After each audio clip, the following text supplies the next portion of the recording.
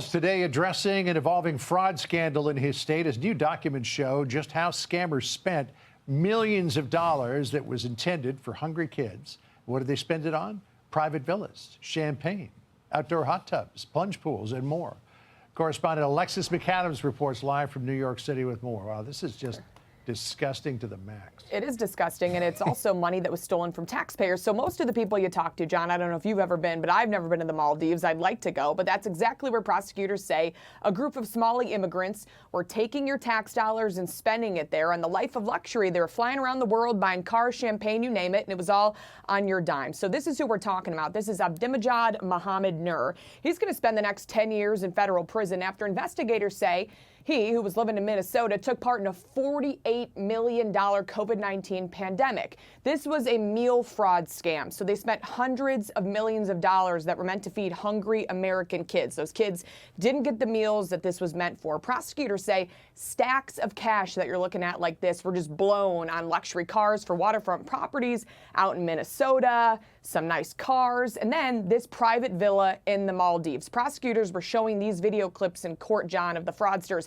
popping champagne bottles during their luxury getaway. You can see it's decorated for, I guess, a honeymoon.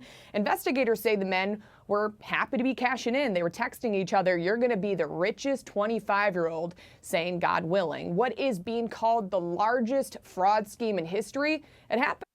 Largest fraud scheme in history. These guys in Minnesota, Somalis, we put it out there because we ain't scared about what nobody's saying on the comments. Scamming.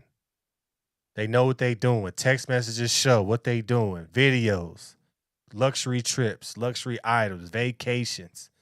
When people tell us Black America stand with Somalia, hell no. Y'all on your own, buddy. Luxury gig Maldives, vacations, luxury cars. Oh boy, go to jail for 10 years. Is that even enough? That should be a life sentence. Defrauding the country? I remember they used to put people that got jail for money laundering and not paying their taxes. They got put in jail for lifetimes. But this is what we say when we do more information on Somalis. They finally getting exposed, and now they spreading like cockroaches because the light is shining on them. Y'all some frauds. Y'all come here knowing the scams. Your own people corrupt you and force you to do these things, and then you get a little bit of piece of that money and you want more. You become greedy. Why do you think these communities are only in Minnesota, Ohio, and Maine? They're not everywhere doing this. They only in certain places because they got the game locked up. You're gonna be the richest 25-year-old in the country, inshallah. Come on, man. And people say Somalis are getting too much hate. Nah, I don't believe it's hate. I believe it's facts. Are some people taking it too far? For sure. But when there's facts out there of people and evidence and people going to jail because of this, of course you're going to get stereotyped. All of y'all. Black people get stereotyped. Latinos get stereotyped. Asians get stereotyped. Now the Somalians got the stereotype, but they stereotype is bad. Fraudsters, scammers. Don't trust them with the bread. What have they done to make America great? Tell me one successful Somali business that's been successful. No, they come here and go straight to the government. They don't try to be better. They live off the government. Gucci, Louis, Mercedes-Benz, luxury head wraps, living in the hood. Go find you a Section 8 program. Go get on this program. Go get on this program. Get you a business so we can give you. I just want to know how they got the money from the government, because I'll be trying to do things actually for the community.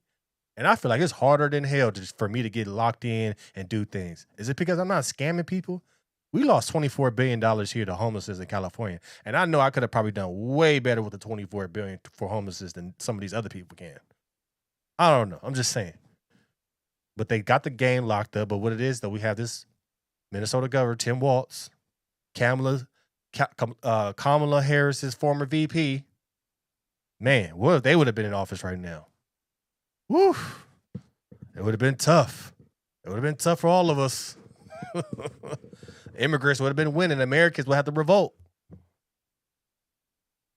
But on a serious note, when we see these things from these Somalis, when we see what's happening in Minnesota, Ohio, and Maine, what are they supposed to expect us to think about them? Some Somalis say, it ain't all of us. But what I say in response to that, if you know who doing the fraud, why aren't you turning them in? Who are you going to be loyal to? It ain't all of us. It's just some of the bad ones, but you know who the bad ones are.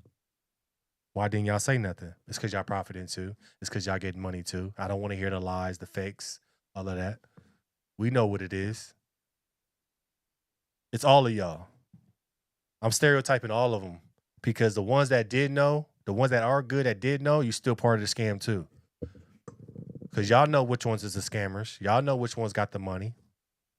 But if you didn't help America and can turn these people in because you protecting your people, you part of the scam too.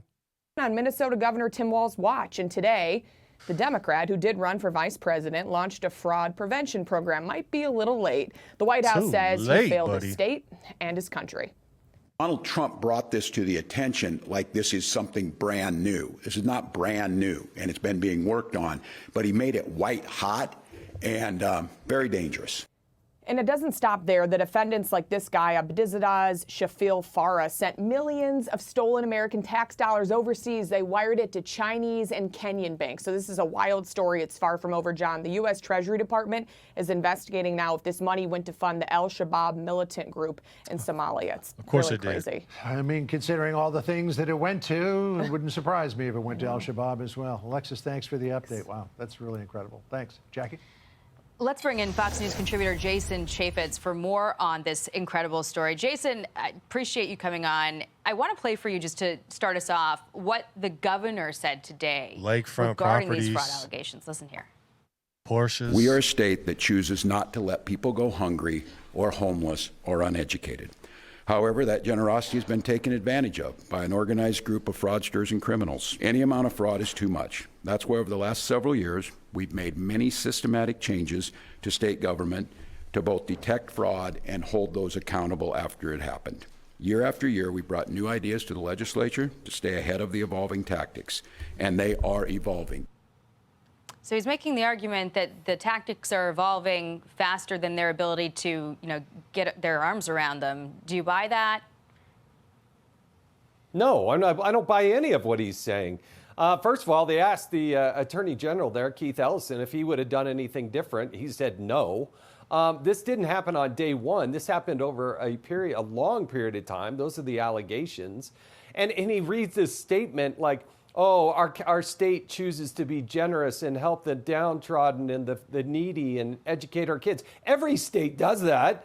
Every state does that, but they don't have the waste, the fraud, the abuse, the open borders that allow these people to come in and take advantage of Americans like this. He's a sanctuary state. It's sanctuary cities, so ICE can't get in there and do the work that they need to do. So nobody's buying it, Governor. And then to utter the word Donald Trump as if he had anything other than cleaning up the mess that this guy made. Donald Trump has nothing to do with this. His words are not dangerous. He's pointing out the obvious. He wants to deport the people and hold other people accountable. That's what should happen. Instead, this governor stands up like a clown show and says, we're trying. No, you're not. You're failing. You know what? What President Trump did, he got the spotlight on him.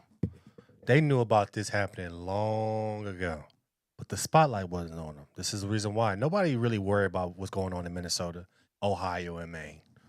Nobody's really worried about what's going on over there. But when the spotlight got shined on them, everybody's looking now. They say, damn. And that's the reason why these people are getting caught. That's the reason why all this stuff is happening. That's the reason why Tim Walz is shaking, Ilhan, Omar. They all shaking in their boots because the spotlight's on them. The national spotlight. So you got the national media. You got people like me that's doing the media, talking more and more about it, posting. This shit ain't going away. The only way it go away is Ilhan Omar resigns, Tim Walz loses, and then you have a Republicans back in there and they really doing a clean sweep. It seems like you need a Republican to come in there and do a clean sweep. You need one in California as well. As soon as Gavin Newsom get out of there, we need somebody Republican who'll come in there, expose it all. Expose it all. Clean it up. That's what they do. Democrats come in, mess everything up. See, that's the thing. Gavin Newsom already has a national spotlight because it's California. Minnesota ain't used to this heat. The Somalis ain't used to this heat. This will always be talking about every single day. There will always be new piece of evidence, new people going to jail every single day. And then they're going to go to Ohio. Then they're going to go to Maine every single day. And I think that's what's making Tim Walz shake in his boots. We got too much attention. The worst thing that anything can happen is when you get the media attention, when everybody's focused on your state and see the billions of dollars that you have wasted. And now there's proof of people buying properties, bragging through text messages, wires being sent to Kenyan and Chinese banks. Minnesota ain't ready for this. The most thing you got in the media was when you got Anthony Edwards from Minnesota Timberwolves, or when KG was with the Timberwolves. Now you got so much media attention, it ain't going away. I believe that Tim Walz is going to lose or either retire, and I believe Ilhan Omar, she may get deported or she may retire, because that's the only way this media attention will stop from Minnesota. Let me know your thoughts about this in the comments below. Make sure you like, share, and subscribe to the channel. As always, we're going to keep this thing rocking, keep it going. Love the support, love the comments. I'm always trying to reply back, but I appreciate you guys. I'm going to build this thing to something big. Appreciate y'all. Locked in.